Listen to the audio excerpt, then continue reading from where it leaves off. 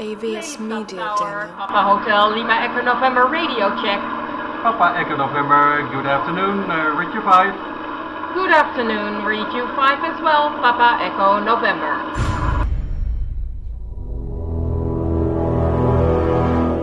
The X-Zone radio and TV show is largely an opinion talk show. All opinions, comments, or statements of fact expressed by Rob McConnell's guests are strictly their own and are not to be construed as those of the X-Zone radio and TV show or in any manner endorsed by Rob McConnell, Relmar McConnell Media Company, Talkstar Radio Network, its affiliated stations, or employees.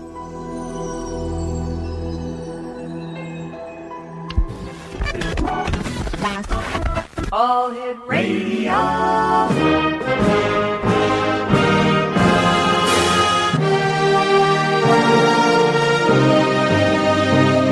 Welcome to the X Zone, a place where fact is fiction and fiction is reality.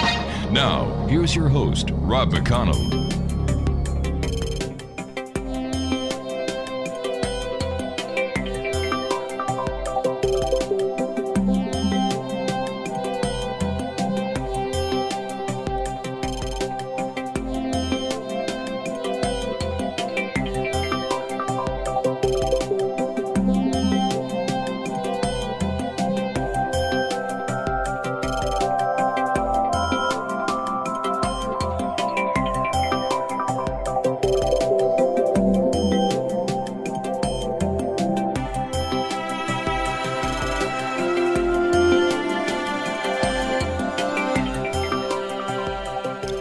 And welcome to the X-Zone, everyone. My name is Rob McConnell, and for the next 4 hours, I'm your host and your guide as together we cross the time-space continuum to this place that I call the X-Zone.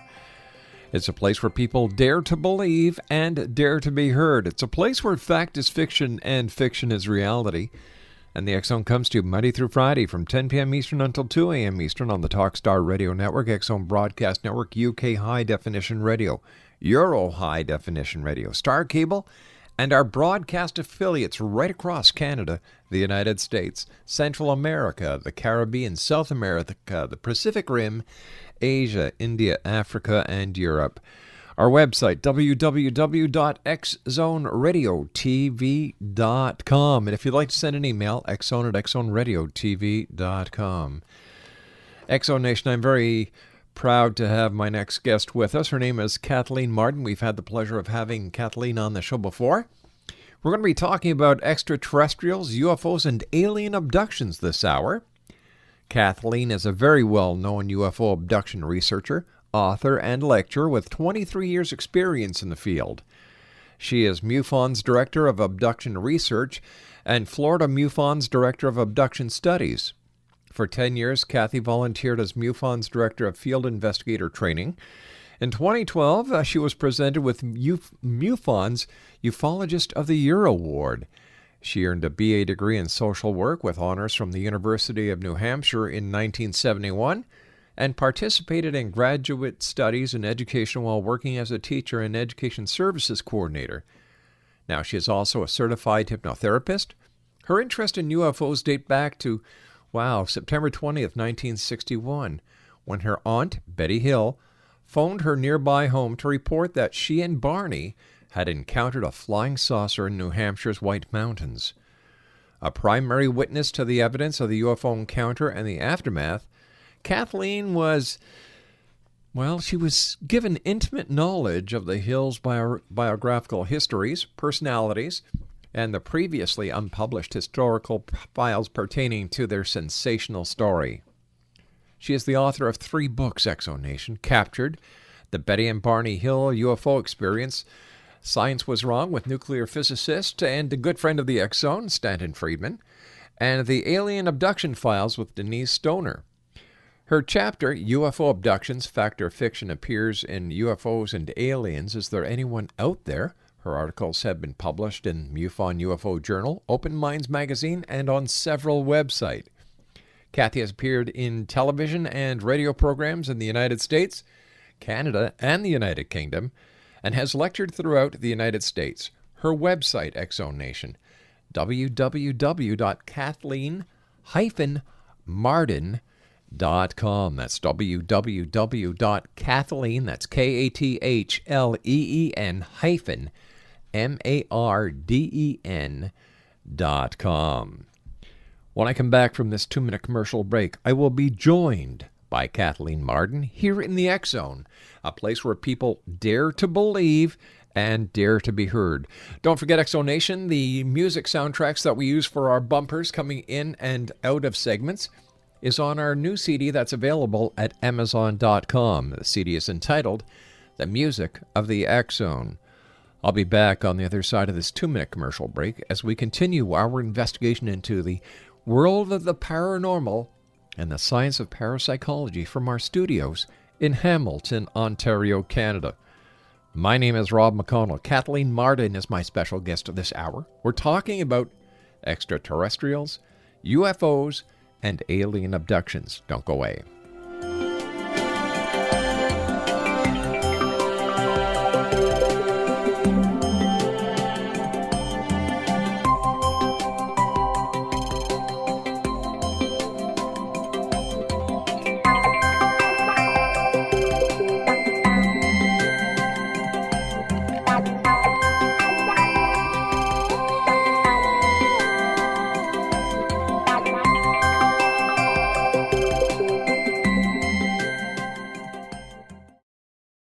You're listening to the X Zone Radio Show with my good friend, Earthling Rob McConnell, live and around the world on Talkstar. www.xzoneradio.com.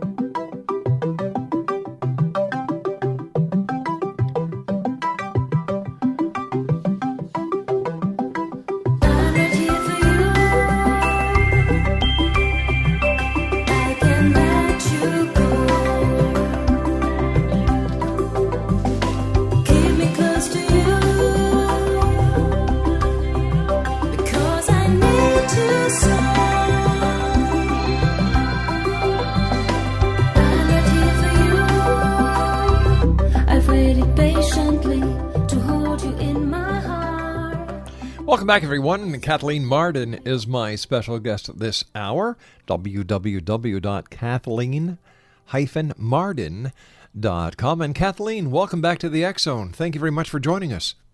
Well, thank you. It's great to be back. Tell me, Kathleen, over the years, have you seen a difference in the way that the UFO phenomenon is being reported to organizations such as MUFON? And are there still as many alien abductions that are being reported as well? Well, I believe that there might have been an increase in alien abductions recently. And that's different than what I've been saying for the past year. I thought that they were falling off. We had received far fewer reports of alien abduction. But within the past month to month and a half, we have received numerous reports, and some with good physical evidence to go along with them. This is a pretty exciting time for the people who are investigating UFO abductions.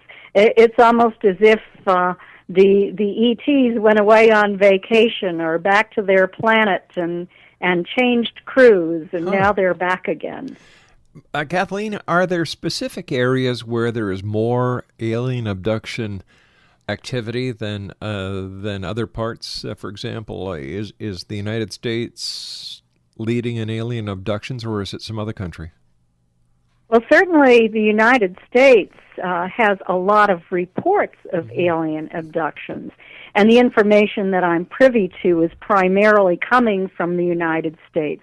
We've had fewer reports from Canada, and of course there have been many publicized reports from Brazil, from Africa, reports from Australia and New Zealand as well. It would seem that the countries, besides the United States, Canada, Great Britain, are getting much more ET attention than ever before. Or is it just the fact that we're just hearing about it more often now because of the openness of the communication lines? I don't know what to attribute it to, but there seems to be a great deal of interest building in the UFO and UFO abduction topic. Wow. And people are very curious about this, and it seems that more and more people are curious. The media has focused far more attention upon this recently as well. You mentioned that there is physical evidence that is coming along with the reports that you're receiving at MUFON and other organizations. What kind of physical evidence is being reported to you? Well, in one case, an experiencer was returned hemorrhaging. My goodness. And actually went to the hospital. So that is one piece of evidence. In another case, a person went to bed in perfectly fine shape and woke up in the morning with, during the night, with a back injury and an injury to the back of the head. Unbelievable. It's that sort of thing. Another person has reported that they felt that they were dreaming, and in that dream experience, they felt that they wanted to take a piece of evidence as they were being returned to the house, and woke up holding a leaf. Wow, that is strange. From the tree that they attempted to acquire the evidence from. So it's that sort of thing. I mean, it's sort of circumstantial, yes, because there's no direct link there, but it seems to be somehow associated. Is there a common thread between the people who have reported alien abductions to you and MUFON? Can you? Oh, sure. Is there any similarity between their psychological profiles or their physiology, genealogy, age? Okay. So you might be asking the kinds of questions that I asked on the commonalities study that Denise Stoner and I just completed after a year's time. It was an independent study, actually, that we did, although I'm MUFON's director of the abduction research team, and Florida MUFON's director of abduction studies, and Denise is the assistant director in Florida. And we did find 23 commonalities among abduction experiencers. It was a 50-question questionnaire project, 45 questions, I should say. And it was divided into a number of different areas of questioning. We developed a questionnaire for the experiencer group, and we were able to get 50 respondents. We also developed a control group questionnaire for non-abduction experiencers with 17 or 16 questions.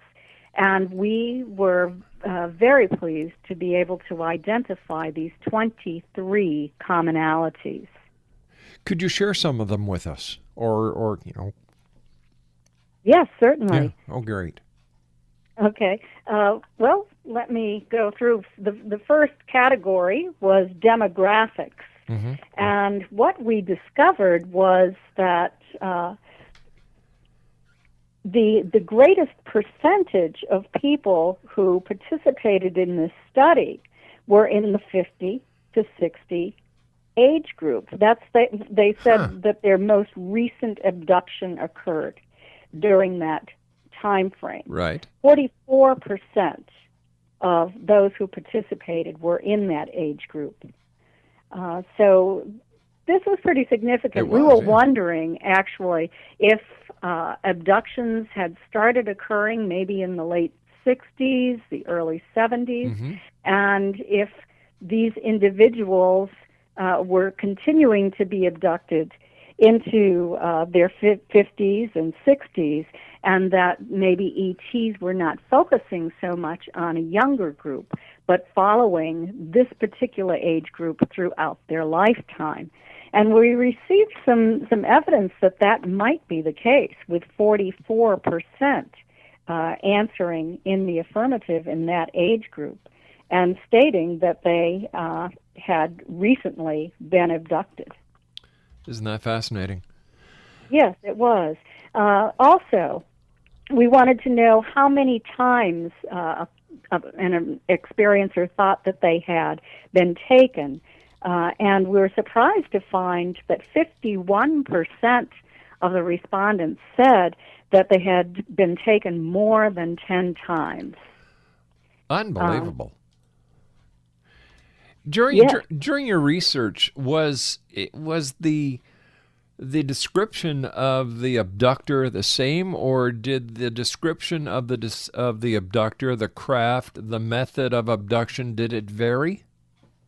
Well, that is on another part of the questionnaire, and I haven't finished that one yet. Okay. I'm waiting to have 50 responses to that. That is on the ET technology questionnaire, and it is posted on my website. So if anyone listening tonight is an abduction experiencer, and if you do have clear memories of your experience on board the craft, I would certainly appreciate it if you would go to my website and anonymously fill out that form. It would really help my research, and I would greatly appreciate that. What I can say to you is that so far, the greatest percentage of experiencers have stated that they have encountered gray types, your typical taller grays, right, and the shorter grays. How many cases of alien abductions did you investigate last year with MUFON? I don't know how many MUFON investigated, and I don't keep count of the number of cases that I investigate because I make a lot of phone calls, too, that end up not being investigations. I do preliminary investigations, and I do independent investigations aside from MUFON. So I'm sorry I don't have an exact figure. How long does the average alien abduction investigation take you to complete? My investigations that I do independently can take years to complete. Because I start out with a preliminary interview and I look for evidence. I ask individuals who believe that they have been abducted always to keep a diary, because we know that if it happens once, it's probably going to happen again. And also, when they do recall that an experience has occurred, that they would check their bodies, look for black and blue marks, look for puncture wounds. If they find these things, I ask people to photograph them, to send them to me, and also to keep them in their diaries, to record exactly where they are on the body, to mention, to measure them, and to keep very good documentation of this. Also to look for physical evidence in the house.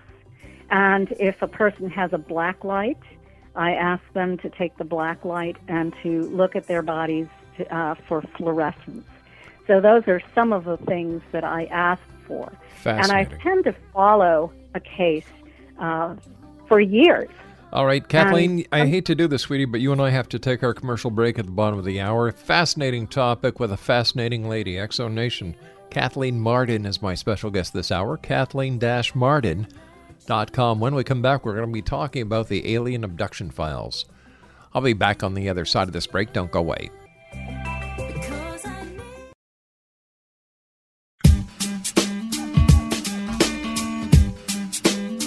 You're listening to the X Zone Radio Show, live and around the world on the Talkstar Radio Network, X Zone Broadcast Network, UK High Definition Radio, Euro High Definition Radio, and Star Cable. Our toll-free telephone number worldwide is 1-800-610-7035. Our email address, xzone@xzoneradiotv.com. On MSN Messenger, xzoneradiotv@hotmail.com. And our website, www.xzoneradiotv.com. I believe it's meant to be, darling. I watch you.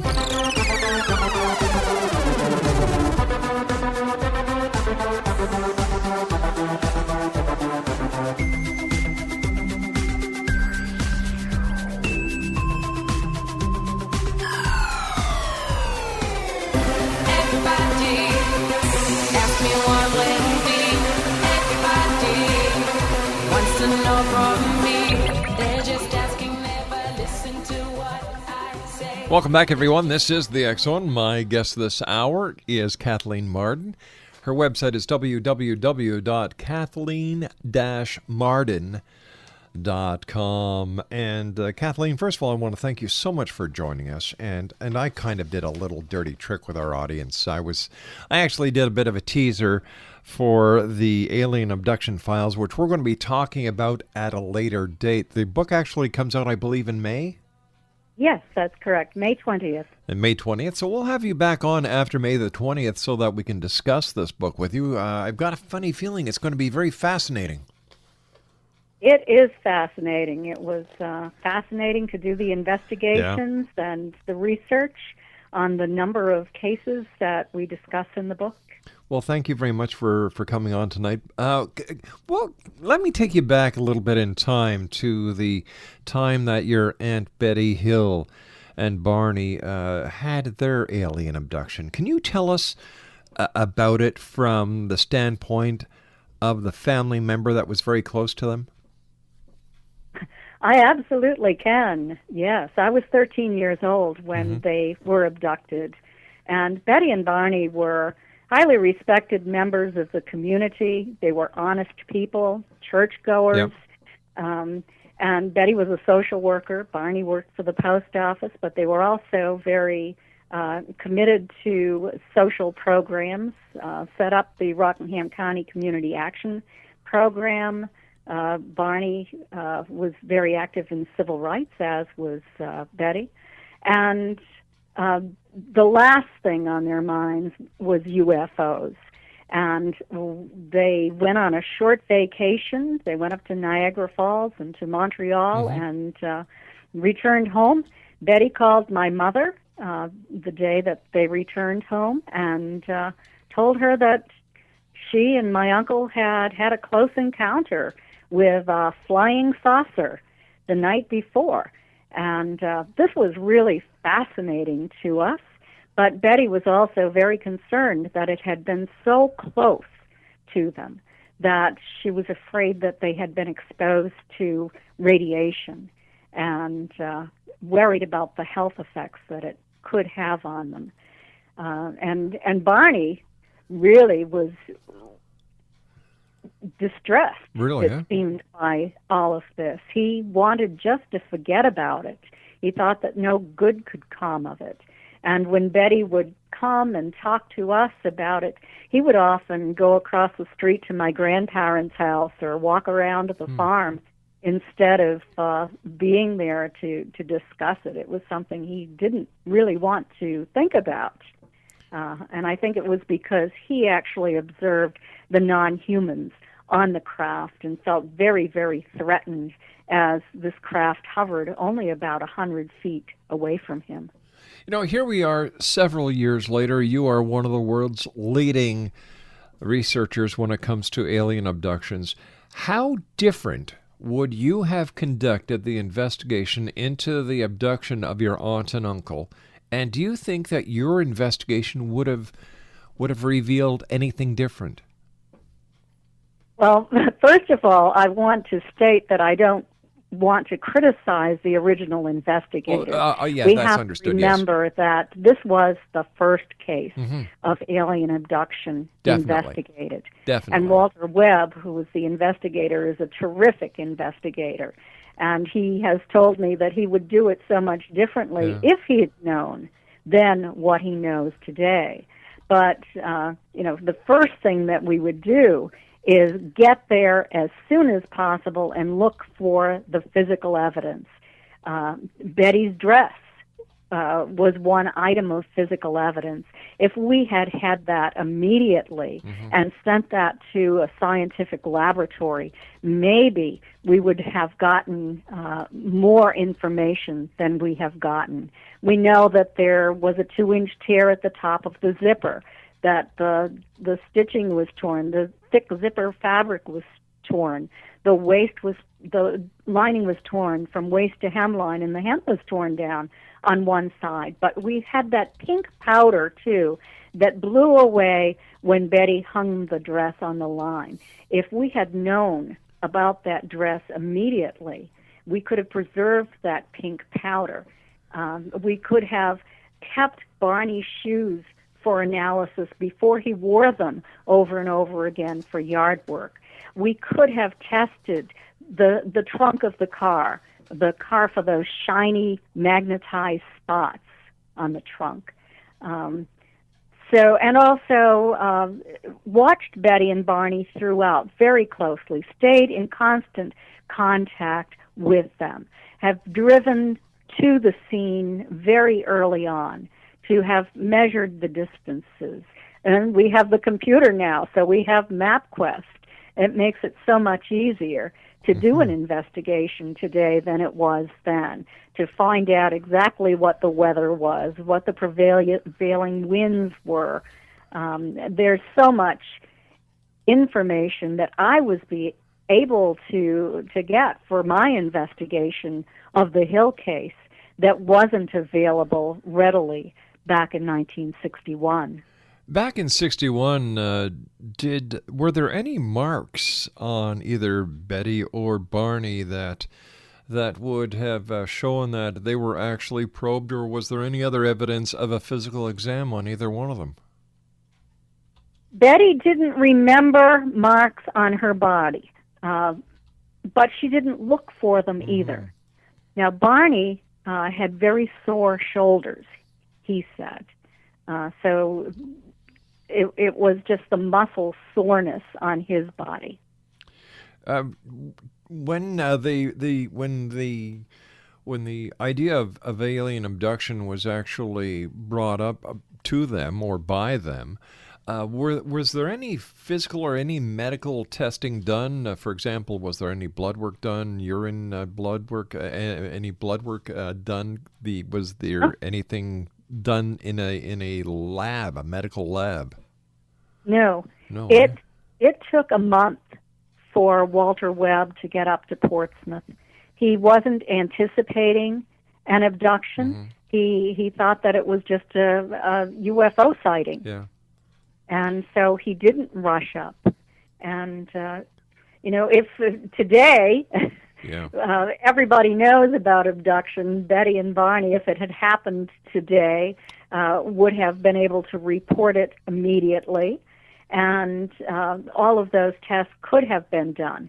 Psychological tests could have been done right away. Lie detector tests on both of them could have been done right away. Hindsight is 20/20, isn't it? Yes, it certainly is. And you have to look at it with that perspective that this was the very beginning. That's right.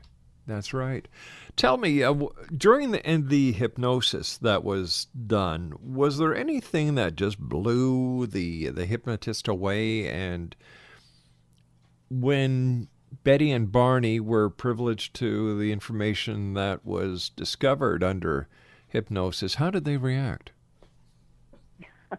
Well, the hypnotist, I think, was blown away by what he was hearing and the fact that Betty and Barney were describing exactly the same things. Yet they were being hypnotized separately. Right. They had amnesia for what had occurred to them, and he reinstated amnesia at the end of each session. So there was no way that they could share that information with each other. They simply didn't remember what they said. And I could hear his voice on the hypnosis tapes as I was listening to them, and I've probably listened to them at least 20 times now. But he would just say, "It can't be," to himself, under his breath or in a very quiet sort of voice, that he just couldn't understand how this event that in his mind was impossible could be happening to these two people, and they were describing the same thing. Tell me, Kathleen, in subsequent investigations into what we all know as the Hill case, was there any investigation into radar tracking in that area, or were there any other reports of UFOs? Were there any other witnesses that could collaborate what your aunt and uncle reported seeing? Okay. Well, initially, right away, Betty and Barney called Pease Air Force Base and spoke to an officer at Pease Air Force Base and filed a formal report. The interesting thing was that there was something on the radar target that night. Now, when I did my research, I looked into other radar facilities in the area to find out if anyone else had anything. And I found that the North Concord, Vermont radar station had a very large, erratically moving object on its radar screen that night, and that object was moving against the prevailing wind. And I found that was very interesting. It was an interesting coincidence that was picked up in Vermont. The other one was picked up in Newington, New Hampshire. Also, in terms of other witnesses, no one came forward that I'm aware of to report that they observed the UFO that night. But when I was visiting Betty, and this was about the year 2000, I would say, she was on the telephone with a man who said that he was a truck driver and that he had observed the UFO that very night that they observed it. But he didn't want his identity known. In fact, I gave her a piece of paper and a pen, and I was encouraging her, please get the information. Here I am, a UFO investigator. I wanted to get in touch with him and take his report. But he wanted to remain anonymous. He did not want a formal report taken.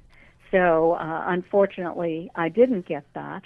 I do have newspaper articles from that area of New Hampshire in that same time frame where other people had UFOs come down and hover over their cars. And in my continuing investigation, I have also received 2 landing reports of UFOs in that same general vicinity in a similar, very close time frame. What does it feel like knowing that you and your aunt and uncle forever will be part of UFO history? Well, I think that it's extremely important to UFO history because someday the truth is going to be told. What do you think the truth is? That we are being visited by probably several extraterrestrial civilizations. I think that they are studying life on Earth and collecting samples of life on Earth and abducting human beings. And, there's a widespread denial of this, but I have seen enough evidence in order to feel convinced that this is actually occurring. And I think that someday people like Betty and Barney, who have been so criticized and who have been the individuals who have had terrible things said about them, who have been lied about, who have been demonized. I think that it will be wonderful for me if they are vindicated. And for my family as well. Let me ask you this question. We're going to be going to a commercial break very shortly, but with all the experience you have, all the investigative work you've done, all the witnesses that you've spoken to over the years, including the great work that you've done subsequent to your aunt and uncle's abduction, do you believe, or let me rephrase that, do you feel that the extraterrestrials that are visiting us pose a threat to mankind? I personally don't believe that they pose a threat to mankind. Many, many individuals that I speak with believe that they do. And it's a matter of personal opinion. Well, my opinion. I trust your opinion because you're at the very forefront of the investigation into this phenomena, and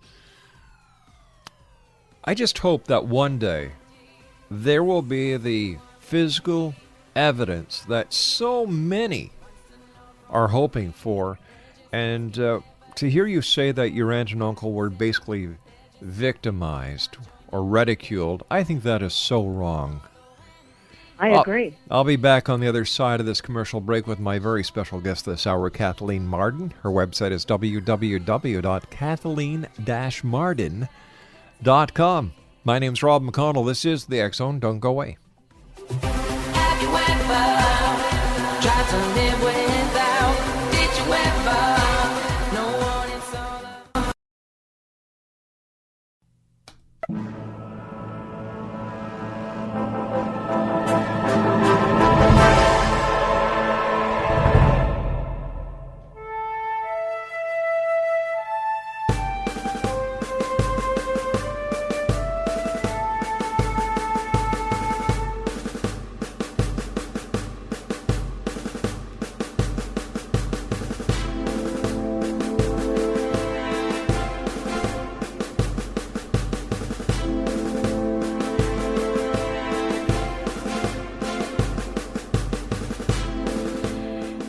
Exonation, my very special guest this hour is Kathleen Marden. Her website is www.kathleen-marden.com.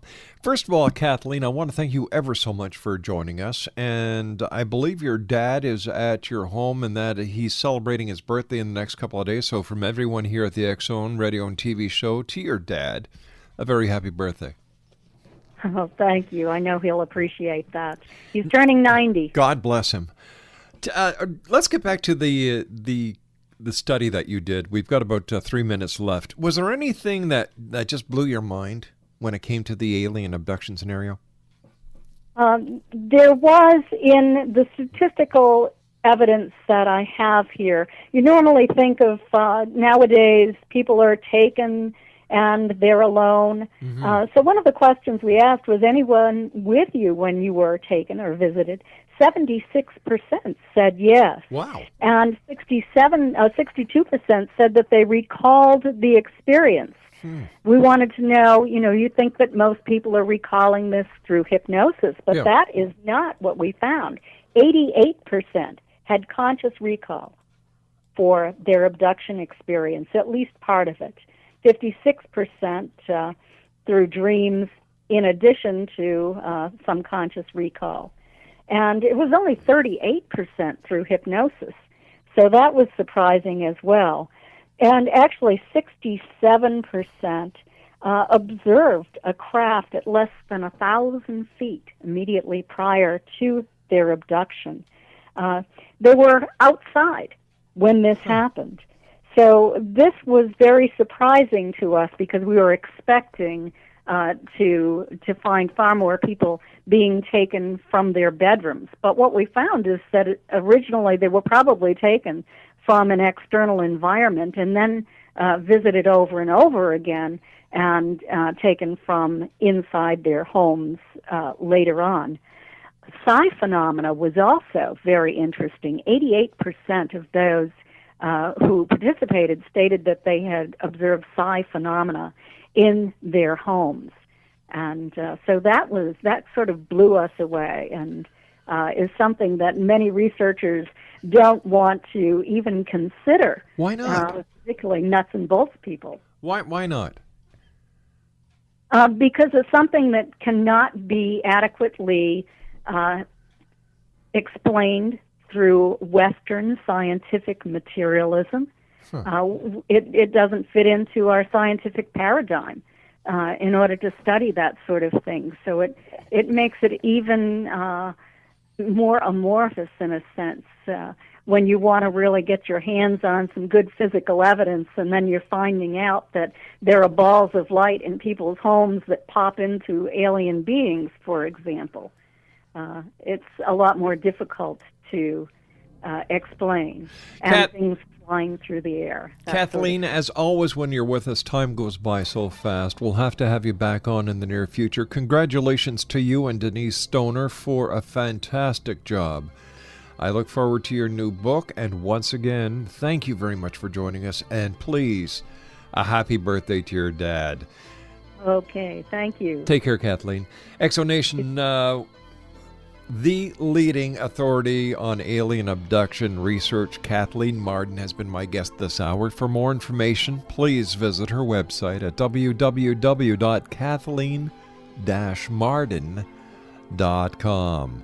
I'll be back on the other side of this commercial break with the news at 6.5 minutes past the hour as the X-Zone continues from our studios in Hamilton, Ontario, Canada.